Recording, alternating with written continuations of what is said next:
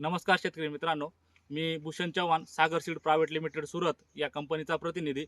आज आपण नाशिक जिल्ह्यातील सटाणा तालुका मुंजवाड गावातील प्रगतशील शेतकरी यांच्या प्लॉटवर आपल्या स्वीटकॉर्न पीक पाहण्यासाठी या ठिकाणी आलेलो होतं. तर दादांनी आपल्या सागर सीड या कंपनीचं स्वीटकॉर्न या ठिकाणी त्यांच्या शेतात लागवड केलेलं आहे. तर आपण दादांचं मनोगत थोडक्यात ऐकूया. दादा नमस्कार. नमस्कार. आपलं नाव? निखिल हरिचंद्र सोनवणे, राहणार मुंजवाड, तालुका सटाणा, जिल्हा नाशिक. आपला मोबाईल नंबर? 95 039 10 278.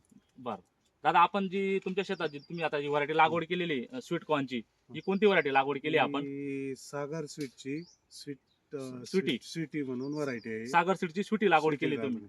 तरी ती 7/12/2024 ला लागवड 24 ला केलेली. लागवड केलेली, बरोबर. हम्म. त्याच्यानं साधारण आज तुमचा प्लॉट किती दिवसाचा आहे साधारण? 80-85 दिवस साधारण तुमचा 80 ते 85 दिवसाचा तुमचा प्लॉट आहे. आहे. आणि मक्याचं कणीस वगैरे कसं आहे कणीस एकदम चांगलं आहे. चांगलं म्हणजे आपले रेग्युलर औषध वगैरे खत वगैरे वापरून चांगलं आहे कंडी. आणि त्याच्यानंतर ते कणसाचं वजन आहे साधारण किती वजन आहे? 500 ग्रॅमच्या दरम्यान 500 ग्रॅम. आणि प्रत्येक वजन आहे.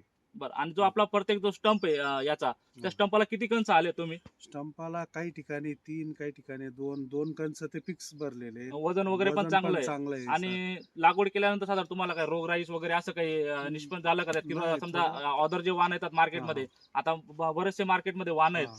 तर त्याच्यात काय येतं लागवड केल्यानंतर काही वेगवेगळ्या प्रकारचे रोग वगैरे येतात किंवा काय येतं, याच्यात तसा काही अनुभव आला का तुम्हाला? आढळलं का काही? नाही, तसं आळीचा प्रादुर्भाव म्हणजे वाटला तर नाही येईल रेग्युलरला येतो तसं पण आला नाही.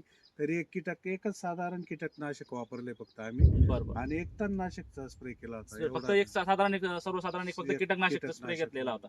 बरं.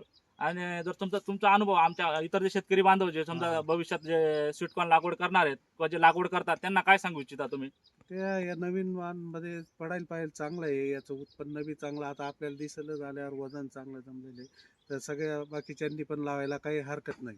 बरं शेतकरी चांगलं. मित्रांनो, तुम्ही बघू शकता व्हिडिओमध्ये की आपण ही आता स्टंप बघू शकता. स्टंप पण एकदम मस्त आहे, छान आहे, आणि खाली सुद्धा एक नंबर असं पकडलेलं आहे. पाहू शकता तुम्ही, स्टंप एकदम आहे. आणि प्रत्येकाला शक्यतो 2-2 कंच आहे, आणि प्रत्येक कंसाचं जे वजन आहे साधारण 500 ते 600 ग्रॅम पर्यंत वजन आहे. धन्यवाद.